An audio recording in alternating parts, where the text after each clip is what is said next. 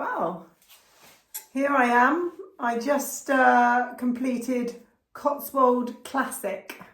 Look at the size of that medal. Excessive, maybe? But I know lots of people like a big medal. So Cotswold Classic was equivalent to a half Ironman. So 1.2 mile swim, open water swim. It was in a lake at Lake 62, 52, 32, one of those in the Cotswolds.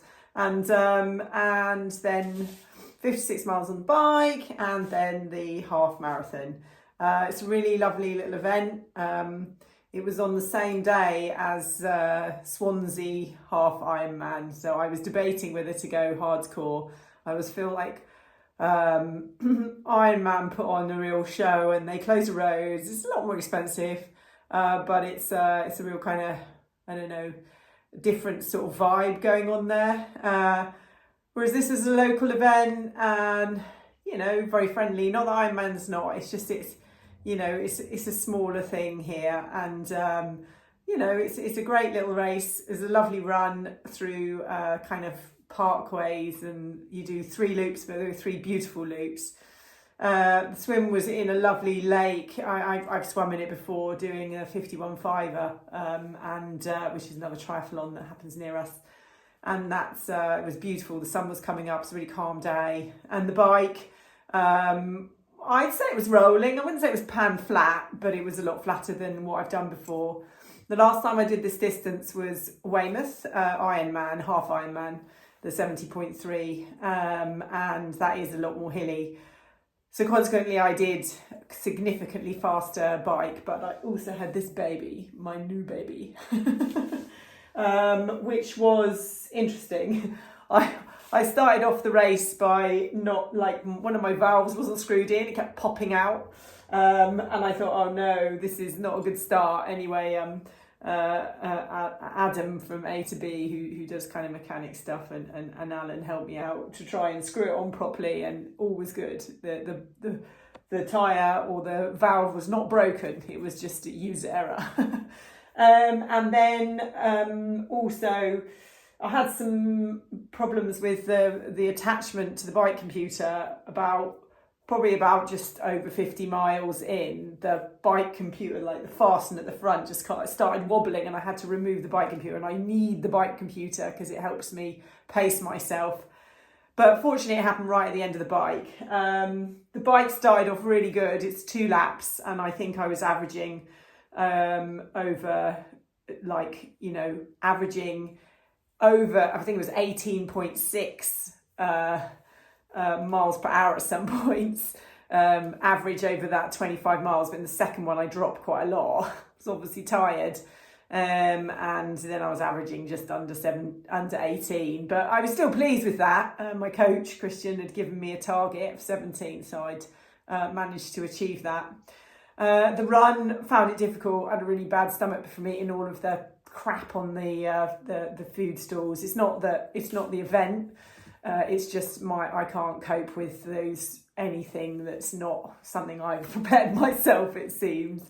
And so I had a bad stomach, and I ended up in a toilet for a bit. Wasn't very nice, but I did manage a 2 hour and 7 minute half marathon, which wasn't bad. The last time I did it which was pan flat at Weymouth, I think I did it in 2 hours 14. So obviously, up the ante a bit. My last bike at Weymouth was, I think it was 3:16, which is pretty good, I thought. And today it was 3:06, which is pretty decent bike, I felt. And my swim, I'd improved by a couple of minutes. So, thank you to Steve and Keith for your efforts, and also to the Chilies who've been helping me. Mark, who does the coaching there. So there's lots of people been helping my swim. So it's not easy to get me faster at swimming. I seem to be getting the technique more, but I'm not going any faster. But they keep telling me I am, and in swim it's great gains. 2 minutes is quite a lot in a swim. But on a bike, 2 minutes is very little. So, where do you spend your time studying or kind of helping yourself to get more time in a triathlon, it's going to be bike, because you spend a sizable amount of time doing bike.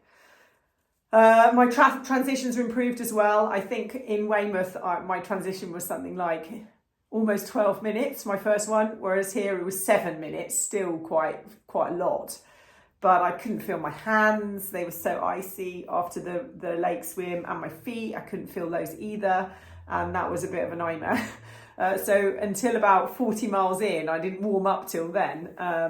So I might have to think about doing something different with that.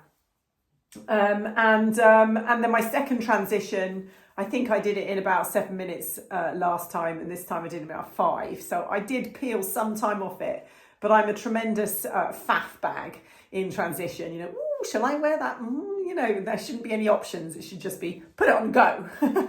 But I find things to faff around with, so that's a bit frustrating. Did I enjoy it? I don't know.